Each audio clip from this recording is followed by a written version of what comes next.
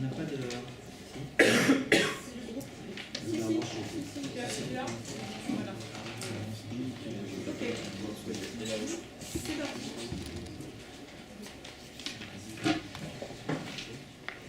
Alors dans un premier temps, on voulait revenir sur notre approche commune, évidemment.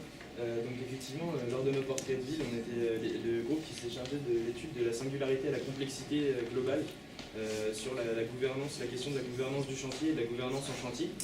On a décidé en fait pour rappeler un petit peu tout ça et ces jeux d'acteurs dans lesquels on vient s'inscrire par la suite, cette illustration qui est une illustration faite par une association du quartier de l'Émilie qui symbolise un peu pardon, les jeux entre les différents acteurs et les conflits d'intérêts qu'il peut y avoir, qu'on avait su relever qu'on avait essayé de relever en tout cas pendant notre portrait de ville, cette cohabitation parfois difficile entre organisations institutionnelles et non institutionnelles, des habitantes et des habitants et des associations.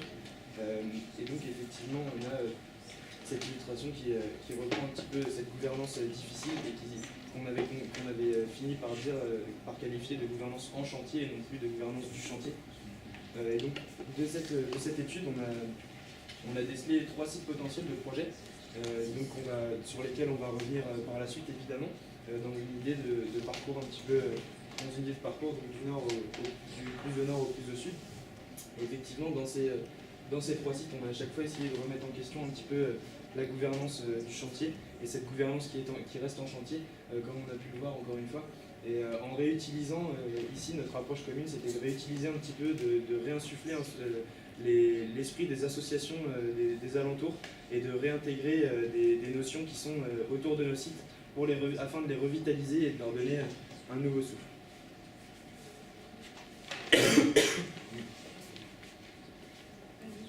effectivement, on s'est attardé sur le site le plus au nord, donc place à l'Essence.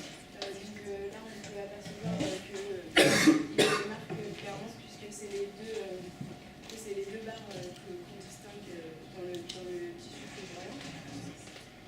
Donc ici, on a une vue un peu plus proche, donc là, on détermine vraiment tout ce qui compose de notre quartier. Donc ces deux barres de logements sociaux que je vous parlais tout à l'heure, qui est intégré dans un tissu février. Également proche de notre site, la place Anissens ainsi que l'école supérieure Ferrer. Et pour accéder à ce site-là,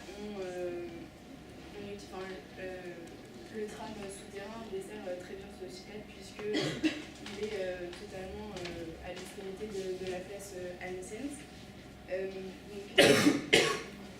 À travers donc nous, on va proposer une visite de notre site comme nous, on a pu la faire. Donc on est arrivé par le tram, donc on a eu cette première image de la place Anissens en premier plan et en second plan l'école supérieure avec une façade historique et assez imposante. Ensuite, on a pu tourner, du coup, voir la place sous un autre angle et donc en arrière-plan le boulevard Lemonnier ainsi que les commerces au rez-de-chaussée qui sont aussi tout autour de notre place, enfin de cette place plutôt. Et on poursuit un peu, on s'enfonce dans la rue de la Verdure. Ici, on a pris la photo de l'école de manière à avoir une petite contre-plongée sur l'espace public qui se situe entre les deux barres de logements sociaux. Donc ça exprime également les vis-à-vis qu'il peut y avoir entre ces deux barres de logements. Enfin, on continue un peu notre parcours et on se retrouve au tout début de la rue de la Verdure. Donc ici, on exprime également un rapport d'échelle assez important entre notre barre la plus haute et un tissu faubourien, mais légèrement plus haut que le faubourien. Et enfin, sur cette dernière photo, on exprime totalement le rapport d'échelle assez imposant entre la barre de logement qui est très très importante et le tissu faubourien. Ce tissu faubourien donc, intègre totalement ces barres de logement-là, mais malgré tout, à travers la première coupe et la troisième coupe, on voit quand même que ces barres-là sont, on les repère, on les distingue à travers tout ce tissu très bas. Donc la scanning est vraiment très marquée avec notre site. Et avec la deuxième coupe et la troisième coupe, on peut également présenter le rapport entre nos bars et l'espace public. Donc ici, nous avons l'espace public qui se situe, que je vous montrais tout à l'heure, entre les deux bars et en bas la place Anne-Sainte. Excusez-moi. Du coup, ici, on a récapitulé, donc voilà, on a les composantes de notre site qui sont sur place et présentes. Et donc nous, dans un premier temps, on a voulu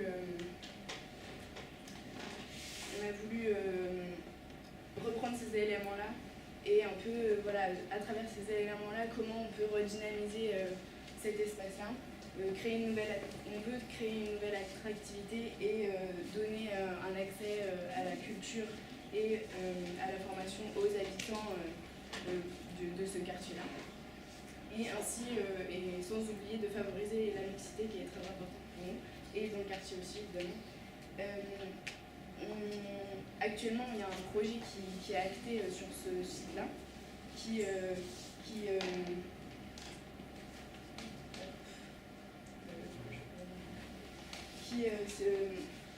détruit la deuxième barre, et qui rénove la première barre et qui détruit totalement l'îlot, voilà, cet îlot-là. Et nous, on veut proposer un contre-projet qui permet de revaloriser ce site-là en limitant la destruction. Donc l'idée effectivement de revaloriser ou même revitaliser ce site-là en fait nous a amené à nous tourner vers la jeunesse comme axe majeur de notre programme. Effectivement, pour nous la jeunesse, d'un point de vue plus symbolique, effectivement c'est le symbole, justement un symbole de vie, un symbole d'une génération future à en devenir. Et donc en fait cette jeunesse, ce serait l'occasion de ramener de la vie justement dans ce quartier, mais à proprement parler, si on arrivait à y amener les jeunes, et donc effectivement à y amener aussi toute l'agitation naturelle qui vient avec cette jeunesse, et donc essayer de bouleverser un petit peu cette ambiance de quartier qui aujourd'hui fait défaut à notre site, puisqu'effectivement aujourd'hui les seuls gens qui fréquentent notre site sont soit des gens qui sont de passage, mais de passage de quelques secondes, c'est-à-dire que c'est vraiment une dynamique de traversée, ou alors une dynamique de stagnation, c'est-à-dire qu'ils sont là sur les espaces publics afin de... On a tous visité Bruxelles, on a pu voir à différents endroits, effectivement, afin de s'asseoir pour boire ou pour fumer à différents moments de la journée, et à peu près à tous les moments de la journée finalement. C'est ce qui fait qu'aujourd'hui notre site a une très mauvaise réputation et qu'il est un quartier qui craint, comme on l'a souvent entendu. Et donc notre but, ce serait vraiment de renverser un petit peu cette image, justement, dans le nom de la jeunesse et en bouleversant un petit peu tout ça. Cette attirance vers ce sujet-là, il n'est pas né de nulle part. Effectivement, on a vu à travers les visites et à travers l'observation de notre site que les jeunes étaient très présents. Et donc ici, on le voit à travers les différents lieux d'habitation, lieux d'éducation, pardon, qui sont très nombreux tout autour de notre site. Donc effectivement, là, on a pris une échelle un peu plus large. On a la majeure, qui est bien sûr l'école Ferrer, qui est directement vis-à-vis avec les deux fameuses barres de logements sociaux. Et effectivement, ces lieux d'éducation, on le voit ici, ils sont à différentes échelles. Donc on va avoir un public, ne serait-ce qu'en s'adressant, ne serait-ce qu'aux jeunes, on a un public qui finalement se retrouve déjà très diversifié, entre écoliers, collégiens, lycéens, étudiants, diplômés, et les déscolarisés aussi qu'il faut prendre en compte, qui sont aussi des jeunes qui vivent le quartier proprement dit. Et donc effectivement, on se retrouve déjà avec un public très diversifié. Et donc s'adresser aux jeunes, c'est aussi s'appuyer sur des structures existantes. Donc à un moment donné, effectivement, on a voulu essayer de répertorier un petit peu ces structures et même de faire des filiations en fait, de tous ces réseaux d'activités qui fonctionnent ensemble. Et donc effectivement, on a pu repérer dans un premier temps les crèches. Donc on en a une qui est juste à côté de notre site ici, qui est bien évidemment donc une structure dédiée à l'enfance. Et donc après, plus ou moins directement, on a comme ça des activités qui participent à la fois à l'épanouissement de la jeunesse, mais aussi au bien-être des habitants. Donc avec les plaines de jeux, comme ils appellent ça à Bruxelles, c'est en fait les aires de jeux qu'on connaît ici en France. Les salles omnisports, qui d'un point de vue un petit peu plus bien-être physique, finalement prennent part aussi à la vie des jeunes.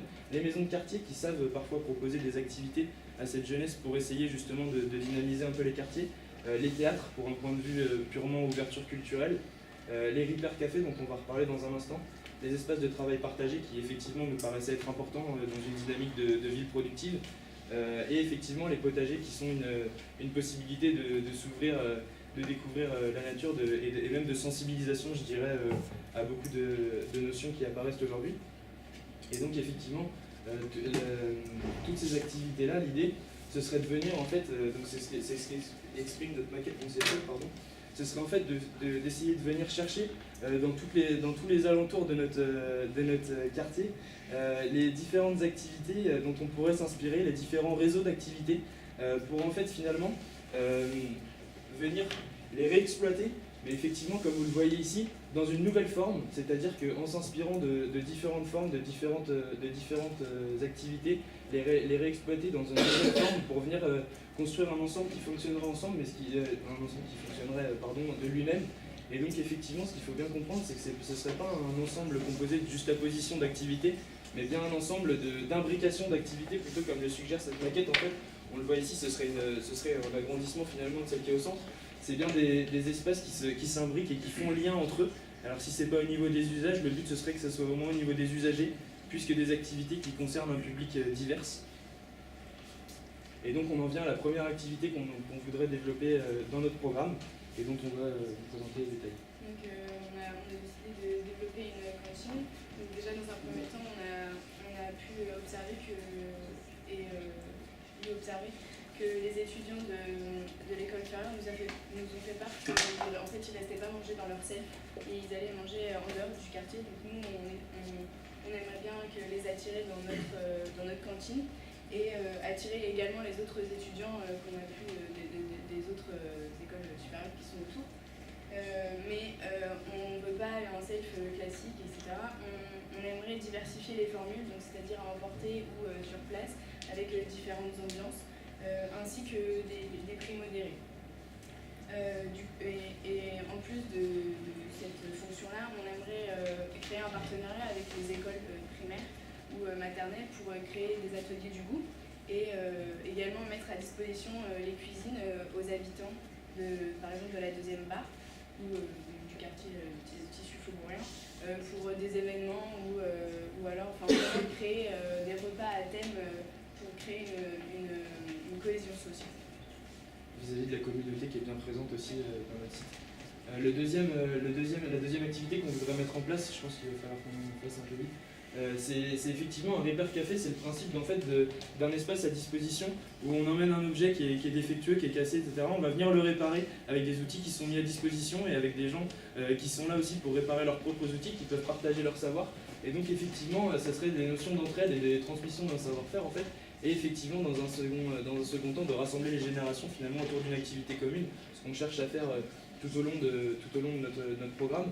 Et donc effectivement, d'un point de vue, il y aurait aussi une logique économique derrière, parce qu'on a un quartier assez populaire, donc finalement cette dimension d'une ville productive, mais qui finalement se recyclerait plutôt que se détruirait pour reconstruire. Finalement, on est toujours un peu dans le même thème, permettrait aussi de développer différentes capacités. Et en fait, dans des activités annexes, encore une fois, on pourrait pourquoi pas penser à la réinsertion dans le monde du travail des jeunes qui seraient déscolarisés, justement tous ces jeunes qu'on a pu voir nous en visite de site, qui sont finalement dans la rue un peu à n'importe quelle heure de la journée, qui travaillent aussi mais d'une manière un peu différente et sans doute beaucoup moins légale. Et donc effectivement, pourquoi pas essayer de leur donner aussi un intérêt dans notre site. On a 10 minutes là. Vous êtes à 10 minutes déjà. Vous avez un dépassement de 3 minutes. Je pense que vous êtes en train de développer le programme, donc il y en a encore pour un petit moment. Ouais, mais c'est pas on fait les grands textes.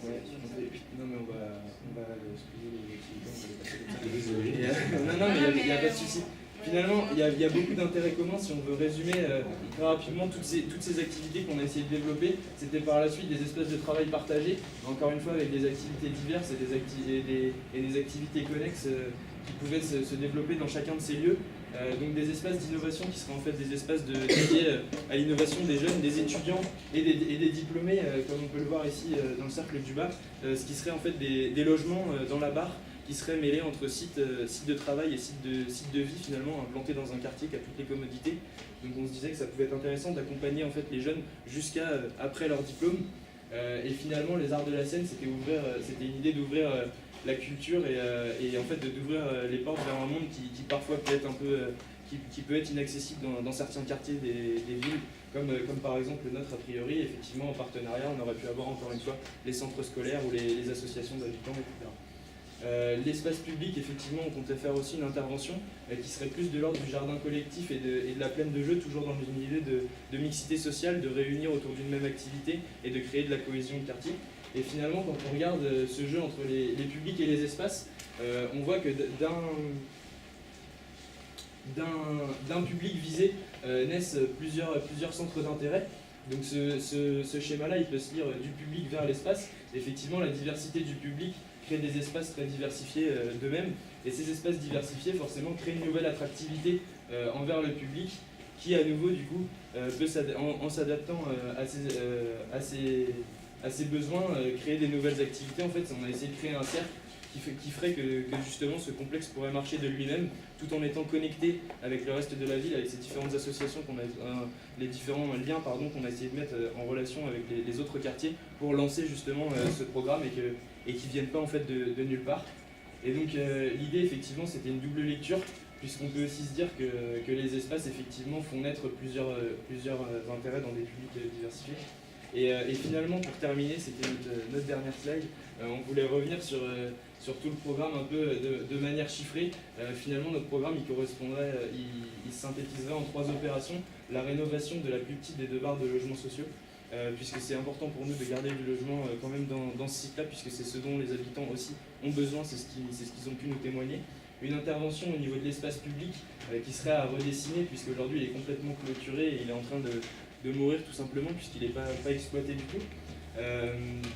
Et finalement, du coup, la reconversion effectivement de cette grande barre en un espèce de centre à la fois dédié aux jeunes et finalement à tous les habitants, puisqu'on se rend compte qu'intervenir sur la jeunesse aujourd'hui, c'est aussi toucher toutes les générations et finalement déclencher et essayer en tout cas de déclencher, de favoriser une cohésion sociale et une mixité, et donc de revitaliser le quartier et de reconvertir son image.